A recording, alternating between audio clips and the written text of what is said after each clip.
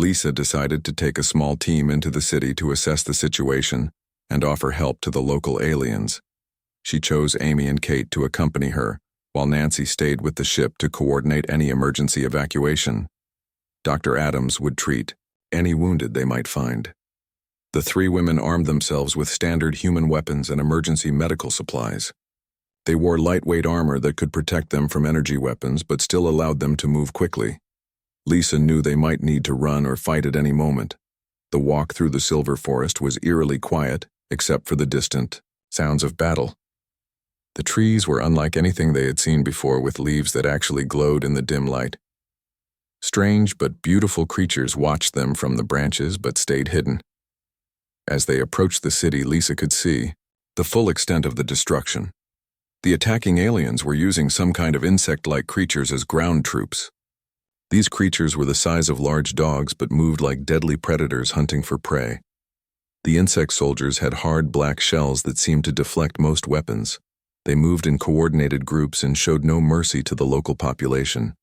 Lisa watched in horror as they destroyed everything in their path, including hospitals and schools. The native aliens were tall and graceful with skin that shimmered like starlight. They moved with natural elegance even while running for their lives. Their large golden eyes showed intelligence and deep emotion as they fled from the invaders. Lisa's team made their way carefully through the outer districts of the city. They found small groups of native aliens hiding in damaged buildings and underground shelters. These peaceful people had no weapons and no knowledge of how to fight back against their attackers. Amy used her translation device to communicate with the frightened aliens. They explained that the invasion had started 3 days ago without any warning. Their government had tried to surrender immediately, but the attackers showed no interest in negotiation. Kate studied the insect creatures from a safe distance and noticed they had weak points where their shell armor connected. She also observed that they seemed to be controlled by some kind of central command rather than thinking independently. The team learned that the native aliens were called the Zephyrians, and they had lived in peace for over 1,000 years. They had no military forces and had never even considered the possibility of war. Their entire civilization was built around art, science, and philosophy.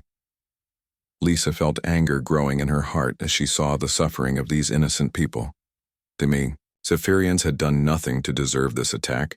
They were being slaughtered simply because they could not defend themselves against a more aggressive species. Dr. Adams joined them after securing the ship and immediately began treating wounded Zephyrians. She discovered that their biology was similar enough to humans that her medical knowledge could help them. Many lives were saved because of her quick thinking and skill. The team made their way toward the center of the city, where the heaviest fighting was taking place. Lisa could see that the Zephyrian government buildings were under direct attack. The insect creatures were trying to capture or kill the leadership of this peaceful world. As they moved through the streets, Lisa's team encountered larger groups of insect soldiers. These creatures were fast and deadly, but Lisa noticed they had predictable attack patterns. She began to develop strategies for fighting them effectively. Amy proved to be an excellent fighter despite her role as a pilot. She used her quick reflexes and accurate shooting to protect the civilian Zephyrians they encountered. Kate used her engineering knowledge to set traps and create barriers to slow down the attacking creatures. They reached the government district just as a massive explosion destroyed one of the most beautiful buildings Lisa had ever seen. The architecture was like living art with flowing curves and impossible angles that seemed to defy physics. Now it was nothing but rubble and smoke. Through the destruction, they could hear someone calling for help in the Zephyrian language. Maria, voice came through their communicators, translating the words in real time. Someone important was trapped in the ruins and begging for rescue. Lisa made the decision to investigate despite the obvious danger. The insect creatures were swarming over the collapsed building, searching for survivors to eliminate. Getting to the trapped aliens would require fighting through an army of deadly predators. Amy questioned whether they should risk their lives for aliens they had just met. Kate worried that they might be walking into a trap set by the invaders. But Lisa felt compelled to help these people, who had no one else to turn to for assistance. Dr. Adams supported Lisa's decision because her medical oath required her to help any injured person regardless of species. Nancy's voice came over the radio confirming that the ship was ready for emergency evacuation if needed. The entire crew was prepared to support whatever Lisa decided to do. Lisa led her team toward the collapsed building, where the desperate calls for help continued. She could see movement in the rubble and knew that time was running out for whoever was trapped inside. The insect creatures were getting closer to finding the survivors. The rescue would require perfect timing and incredible bravery. Lisa would have to fight her way through dozens of deadly creatures to reach the trapped aliens. One mistake would mean death for her team and the people they were trying to save. But Lisa had never backed down from a challenge in her entire career. She looked at her friends and crew members who had followed her across the galaxy. They were ready to risk everything to save innocent lives, even if those lives belonged to aliens they had never seen before. Captain Lisa Martin stared out at the endless stars from the bridge of her exploration ship. She had been traveling through deep space for 6 months with her crew of 20 humans. Their mission was simple but dangerous: explore unknown regions and make contact with new alien species. Lisa was 30 years old and had served in the human space fleet for 12 years. She was known for being brave and smart in difficult situations. Her crew respected her because she always put their safety first, while completing every mission successfully. The ship was called the Star Runner, and it was one of the fastest vessels in the human fleet. Lisa had requested this ship specifically because she wanted to go farther into space than any human had gone before. She believed that meeting new alien races would help humanity grow and learn. Her second-in-command was Captain Amy Roberts, who had been her friend since their academy days. Amy was an excellent pilot and could handle any emergency. She was also the person Lisa trusted most in the entire universe. The chief engineer was Kate Johnson, who could fix anything on the ship. Kate was young but brilliant with technology. She had joined Lisa's crew because she wanted adventure and the chance to study alien technology. Dr. Claire Adams was their medical officer and scientist. She was excited about the possibility of meeting new alien species and learning about their biology. Claire had saved many lives during their journey and was respected by everyone on the ship. Communications officer Maria Santos was responsible for all contact with other ships and alien races. She spoke 7 human languages and had already learned to communicate with 3 different alien species they had encountered. Lieutenant Nancy Brooks commanded their security team.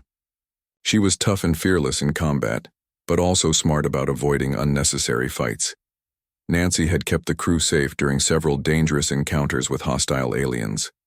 The crew had been in deep space for so long that Earth felt like a distant memory. They had discovered 5 new planets and made peaceful contact with 2 alien civilizations, but Lisa wanted to go even deeper into unexplored space. That morning started like any other day on the ship. The crew was eating breakfast and discussing their next destination when Maria received an emergency signal. The message was weak and filled with static, but they could tell someone was in serious trouble. Lisa hurried to the communications station to listen to the signal herself. The voice speaking was definitely not human, but the words were being translated by their computer systems. Someone was calling for help, and they sounded desperate. Amy plotted a course toward the source of the signal while Kate prepared the ship for possible combat. Dr. Adams gathered her medical supplies in case they needed to treat injured aliens. Nancy made sure all weapon systems were ready, but set to defensive mode only. The signal led them to a solar system with 7 planets orbiting a bright yellow star. The distress call was coming from the 3rd planet, which appeared to be covered in oceans and continents. Long-range scanners showed large cities and signs of advanced civilization. As they approached the planet, Lisa could see that something terrible was happening on the surface. Massive explosions were visible from space, and several of the largest cities appeared to be on fire. Whatever had sent the distress signal was under attack. Lisa made the decision to enter the planet atmosphere, despite the obvious danger. Her crew trusted her judgment completely and prepared for whatever they might find on the surface. The ship descended through clouds of purple and gold toward a world in crisis. The planet was beautiful, despite the destruction they could see. The sky was a deep purple color, and the mountains were covered in silver trees that sparkled in the sunlight. The oceans were crystal blue and the cities were works of art with tall spires reaching toward the clouds. But war had come to this peaceful world. Strange black ships were flying over the cities, dropping bombs and firing energy weapons. The alien defenders seemed to have no way to fight back against the invasion. Lisa ordered Amy to find a safe place to land near the largest city. She could see that the local population was in desperate need of help. Whatever species lived on this planet was being attacked by a much more powerful enemy. Kate reported that the attacking ships used technology she had never seen before. The weapons were incredibly powerful and the ships moved with frightening speed. Nancy observed that the local aliens had no military ships of their own and were completely defenseless. Dr. Adams studied the life signs coming from the planet's surface. The native aliens appeared to be humanoid, but with some important biological differences. They seemed to be peaceful people who had never prepared for war. Maria tried to establish communication with both the defending aliens and the attackers. The defenders responded immediately and begged for help in multiple languages. The attackers ignored all attempts at communication and continued their assault. Lisa knew that her small ship could not defeat an entire invasion fleet, but she also could not ignore the desperate pleas for help from an innocent alien civilization. She had to find a way to help these people, even if it meant risking her own crew. The Star Runner landed in a forest clearing about 10 kilometers from the burning city. Lisa could hear explosions in the distance and see smoke rising above the silver trees. She gathered her senior officers to plan their next move carefully. Lisa gave her team their orders with calm confidence despite the chaos surrounding them. Amy would provide cover fire from an elevated position while Kate used her explosives to create diversions. Dr. Adams would stay back and prepare to treat any wounded they rescued from the rubble. The first group of insect creatures spotted them as they approached the collapsed government building. Lisa charged forward with her weapon ready while Amy began firing from behind a broken wall. The creatures were fast, but Lisa was faster and more intelligent. She had studied their movement patterns and knew exactly where to aim for maximum effectiveness. Her shots found the weak points in their armor that Kate had identified earlier. Within seconds, 3 of the deadly creatures lay motionless on the ground. More insects appeared from different directions, but Lisa's team was ready for them. Amy bullets struck with perfect accuracy while Kate-thrown explosives scattered the attacking groups. The humans fought with coordination and skill that surprised even themselves. Lisa fought her way through waves of enemies toward the source of the desperate calls for help. She could hear multiple voices now speaking in the musical language of the Zephyrians. At least 5 or 6 aliens were trapped beneath the heavy stone and metal debris. The insect creatures seemed to realize what the humans were trying to do and increase their attacks. Dozens of the black-armored predators swarmed toward Lisa's position from every direction. The situation looked hopeless, but Lisa refused to retreat or abandon the trapped aliens. Kate used her engineering skills to set up a defensive perimeter using debris from the destroyed buildings. Her improvised barriers channeled the attacking creatures into narrow paths where Amy could pick them off more easily. The plan worked perfectly for several minutes. Dr. Adams called out that she could see movement in the rubble where the aliens were trapped. Someone was trying to move the heavy stones, but they were too weak from injuries to make much progress. Time was running out as more blood pooled beneath the debris. Lisa made a decision that would have seemed insane to most people. She ordered her team to hold their positions while she went alone into the most dangerous area. The trapped aliens needed someone strong enough to move the heavy stones that were crushing them. Amy protested that it was too dangerous for Lisa to go alone, but her captain was already moving toward the collapse. Lisa dodged and weaved between the attacking creatures using her superior speed and agility to avoid their deadly claws and mandibles. She reached the pile of rubble just as the largest group of insects launched a coordinated attack on her position. Lisa threw herself behind a fallen pillar and began firing at anything that moved. Her weapon heated up from continuous use, but she kept shooting without pause. The voices beneath the stones were getting weaker, which meant the trapped aliens were losing too much blood. Lisa knew she had to act immediately, or they would die while she was trying to save them. She made another impossible decision and abandoned her cover. Lisa holstered her weapon and began lifting the heavy stones with her bare hands. The physical strength required was enormous, but her determination gave her energy she did not know she possessed. One by one, she moved the debris away from the trapped survivors. The insect creatures saw her exposed position and rushed forward for the kill. But Amy and Kate provided devastating cover fire that cut down the attackers before they could reach their captain. The two women worked together like a perfectly synchronized machine. Dr. Adams moved forward to help with the rescue as soon as the immediate area was secured. She began treating the most seriously injured aliens while Lisa continued moving stones and metal beams. The work was exhausting, but they could not stop now. The first alien Lisa pulled from the rubble was unlike any being she had ever seen. The creature was tall and elegant, with skin that actually glowed with soft inner light. Despite serious injuries, the alien looked at Lisa with enormous golden eyes filled with intelligence and gratitude. Lisa could tell immediately that this was someone important among the Zephyrians. The alien wore robes made from material that seemed to shift colors in the light. Even covered in dust and blood, the being maintained an aura of natural dignity and grace. More aliens were pulled from the collapse, including several who appeared to be guards or advisors to the important figure. Dr. Adams worked frantically to stop their bleeding and treat their broken bones. Her medical skills were being tested to their absolute limits. The most seriously injured alien was a female who wore a crown, made from some kind of crystal that caught and reflected light in impossible ways.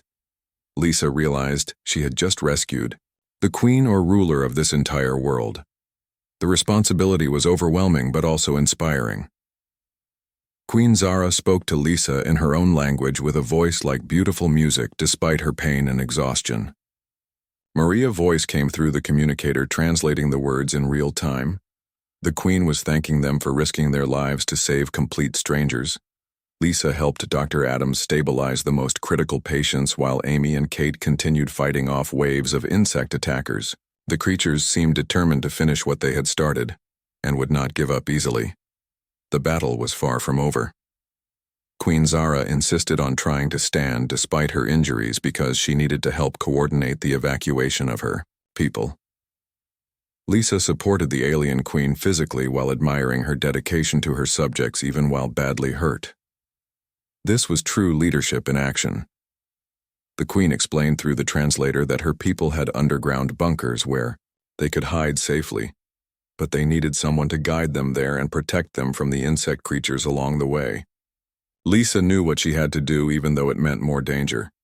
Amy reported that their ship sensors showed the main invasion force was preparing for a final assault on the city center. They had perhaps 30 minutes before overwhelming numbers of enemies would make any rescue impossible. Lisa had to decide whether to evacuate immediately or stay and help more Zephyrians reach safety. Lisa made the decision that would define the rest of her life. Despite the overwhelming danger, she chose to stay and help guide the Zephyrian civilians to safety. Queen Zara looked at her with amazement as Lisa explained her plan to create a safe corridor to the underground shelters. The queen spoke rapidly to her surviving advisors in their musical language. Maria translated that Queen Zara was organizing her people for a mass evacuation while the humans provided protection. Lisa realized she had just committed herself and her crew to defending an entire alien civilization. Dr. Adams finished treating the most critical injuries and reported that Queen Zara would survive her wounds. The alien queen refused pain medication because she needed to stay alert to help coordinate the rescue efforts.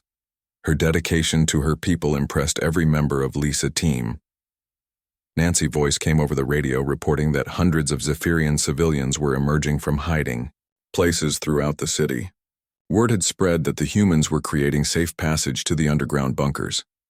Lisa felt the weight of responsibility for all these innocent lives. Queen Zara stood with Lisa's help and began giving orders to her people with natural authority, despite her injuries. The alien queen had presence and charisma that commanded instant obedience and respect. Lisa understood why these people had chosen her as their leader. The evacuation began with the most vulnerable civilians going first. Injured aliens and families with young children were given priority, while the healthy adults helped carry supplies and medical equipment. Lisa was amazed by how organized and cooperative the Zephyrians remained even in crisis. Amy and Kate established defensive positions along the route to the underground shelters. They set up overlapping fields of fire that would allow them to protect the civilians from insect attacks. The two women worked with military precision despite never having trained for this type of operation. Lisa walked beside Queen Zara as they led the first group of evacuees toward safety. The alien queen moved with grace and dignity despite her pain, while encouraging her people with calm words. Lisa found herself deeply impressed by the queen leadership qualities. The insect creatures launched their first major attack on the evacuation column when they were halfway to the shelters. Dozens of the black-armored predators came streaming out of side streets and damaged buildings. Lisa immediately moved to intercept them while ordering the civilians to keep moving. The battle was intense but brief as Lisa's team used their superior tactics and weapons to devastating effect. Amy rifle fire cut down insects with mechanical precision, while Kate explosives cleared entire groups of attackers. Lisa fought hand-to-hand with any creature that got too close to the civilians. Queen Zara watched Lisa fight with growing amazement, and something deeper that she could not quite identify. She had never seen anyone display such selfless courage in defense of people they barely knew. The human woman was risking her life repeatedly to save Zephyrian civilians. Dr. Adams moved through the civilian column, treating anyone who had been injured in the attack. Her medical skills and calm bedside manner helped keep panic from spreading among the frightened aliens. Several lives were saved because of her quick intervention and expert knowledge. The underground shelter entrance was hidden beneath what appeared to be a simple garden in the city center. Queen Zara activated a concealed control that caused the ground to open, revealing stairs leading down into a vast underground complex. The engineering was incredible even to Kate-trained eyes. Lisa helped organize the flow of civilians into the shelter while keeping watch for more insect attacks. She could see that the underground facility was large enough to hold thousands of people and was well supplied with food, water, and medical equipment. The Zephyrians had prepared for emergencies even though they were not warriors. Queen Zara insisted on being among the last to enter the shelter because a true leader never abandoned her people in danger. Lisa found herself admiring the alien queen's moral courage and sense of duty. These were qualities she recognized and respected in any species. The final group of civilians was approaching the shelter entrance when the largest wave of insect creatures yet seen came pouring into the area. Lisa realized that the main invasion force had arrived and was making its final push to eliminate all Zephyrian resistance. Amy reported over the radio that her ammunition was running low and Kate was down to her last few explosives. Dr. Adams had used most of her medical supplies, treating wounded civilians and aliens. Lisa's team was reaching the limits of what they could accomplish with their limited resources. But Lisa refused to give up when they were so close to saving everyone. She ordered Queen Zara to enter the shelter immediately while she held off the attacking creatures. The alien queen protested that she would not abandon the humans who had risked everything to save her people. Lisa looked into Queen Zara's golden eyes and saw something that surprised her. The alien queen was looking at her with an expression that seemed to go beyond gratitude or respect. There was a personal connection forming between them despite the crisis and the differences in their species. The moment was broken when the largest insect creature Lisa had ever seen came charging toward them.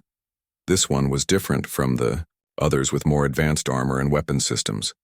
Lisa realized this was probably a commander or leader of the invasion force. Queen Zara grabbed Lisa's arm and pulled her toward the shelter entrance as the massive creature bore down on them. Both women ran for their lives while Amy provided covering fire from her position. The underground facility was their only hope of survival now. They made it through the entrance just as Kate triggered her last explosive device to collapse part of the tunnel behind them.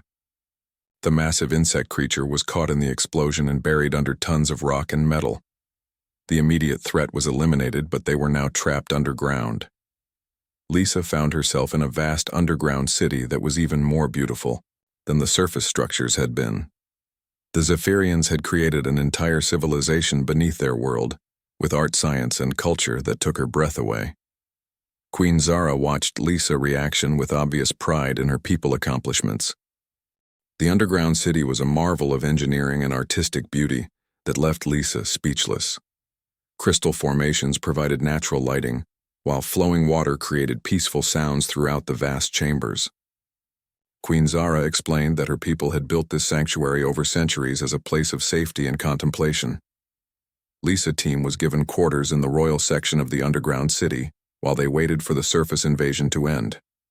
Dr. Adam set up a medical station to continue treating wounded Zephyrians, while Amy and Kate helped with repairs to the shelter defense systems. Queen Zara spent every available moment with Lisa, learning about human culture and sharing stories of her own people. The alien queen was fascinated by human history and amazed by their capacity for both war and peace. Lisa found herself equally intrigued by Zephyrian philosophy and art. Over the following days, Lisa learned that Queen Zara was not just a political leader but also a scholar and artist. The queen had spent decades studying other species and civilizations, but had never encountered humans before. She was particularly interested in human concepts of courage and self-sacrifice. The two women walked through gardens filled with plants that existed nowhere else in the galaxy. Queen Zara explained that her people had always been explorers of beauty and knowledge rather than conquerors or warriors. The invasion had been their first experience with truly hostile aliens. Lisa found herself drawn to Queen Zara's intelligence and compassion. The alien queen cared deeply about every single member of her species and took personal responsibility for their welfare. Lisa had never met anyone with such a strong sense of duty and moral purpose. Nancy reported from the surface that the insect invaders had withdrawn from the planet after losing their command structure. The explosion Kate had triggered had eliminated their leadership, and the remaining creatures had fled in confusion. The immediate danger was over, but the surface cities needed extensive rebuilding. Queen Zara announced that her people would emerge from the shelters and begin reconstruction immediately. But she also made a surprising declaration that shocked her advisors and delighted her subjects. She proclaimed Lisa and her crew to be heroes of the Zephyrian people with full honors and citizenship. The celebration that followed lasted for 3 days as the entire underground city honored the humans who had saved their civilization. Lisa was embarrassed by the attention, but Queen Zara insisted that proper gratitude must be shown. The alien queen personally presented Lisa with a crystal pendant that signified the highest honor in Zephyrian society. During the celebration, Queen Zara made several speeches about the courage and nobility displayed by the human visitors. She spoke of how Lisa had risked her life repeatedly to save people she had never met before. The queen voice carried deep emotion as she described Lisa's selfless actions. Amy noticed that Queen Zara seemed to look at Lisa differently than she looked at anyone else. The alien queen eyes would linger on Lisa's face during conversations, and she always found excuses to stand close to their captain. Amy began to suspect that something deeper was developing. Kate observed that Queen Zara had started wearing her hair in a new style that was similar to Lisa's appearance. The alien queen had also begun asking detailed questions about human customs, regarding friendship and relationships. Kate mentioned her observations to Dr. Adams, who had noticed the same things. Dr. Adams confirmed that Queen Zara exhibited classic signs of romantic interest, according to Zephyrian body language and cultural patterns she had studied. The alien queen was clearly developing strong personal feelings for Lisa that went far beyond gratitude or respect. Lisa remained focused on helping with reconstruction efforts and did not notice the signs that were obvious to her crew members. She worked alongside Zephyrian engineers and architects to design new buildings that could better withstand future attacks. Her practical knowledge proved invaluable to the rebuilding process. Queen Zara watched Lisa work with growing admiration for human determination and problem-solving abilities. She had never encountered anyone who combined such physical courage with intellectual creativity. The queen found herself thinking about Lisa constantly, even when they were apart. On the final day before Lisa team was scheduled to return to their ship, Queen Zara requested a private meeting. She led Lisa to a beautiful garden chamber deep in the underground city where they could speak without interruption. Lisa could sense that something important was about to happen. The alien queen spoke slowly and carefully, choosing each word with great precision. She explained that in all her years of studying other species, she had never encountered anyone like Lisa. The human woman had shown qualities that were rare and precious in any civilization. Queen Zara described how Lisa's courage in battle had been matched by her compassion for wounded enemies and her wisdom in making difficult decisions. The Queen said she had learned more about true leadership from watching Lisa than from years of formal education and training. Then Queen Zara made a declaration that surprised Lisa completely. The alien queen announced that she had fallen in love with the human woman and wanted to spend the rest of her life learning from her example. The queen asked Lisa to stay on the planet and become her partner in ruling the Zephyrian people. Lisa was deeply moved by the proposal, but explained that she had duties to her own species that she could not abandon. Queen Zara understood and immediately made a counteroffer that showed her deep love and commitment. The queen volunteered to leave her homeworld and travel with Lisa as her companion and advisor. The alien queen explained that her people had elected a council to handle day-to-day governance, while she pursued what she believed was a higher calling. Queen Zara wanted to help humans explore the galaxy and make peaceful contact with other species. She offered her advanced knowledge and technology in service of human exploration. Lisa realized that she had found something she had never expected to find among the stars. The alien queen offered not just romantic love but true partnership in pursuing justice and peace throughout the galaxy. Together they could accomplish things that neither could achieve alone. The story concluded with Lisa accepting Queen Zara's proposal and the two women planning their future together. They would combine human courage with Zephyrian wisdom to protect peaceful civilizations wherever they found them. Their love story became legend among both species and inspired countless others to look beyond the boundaries of their own worlds.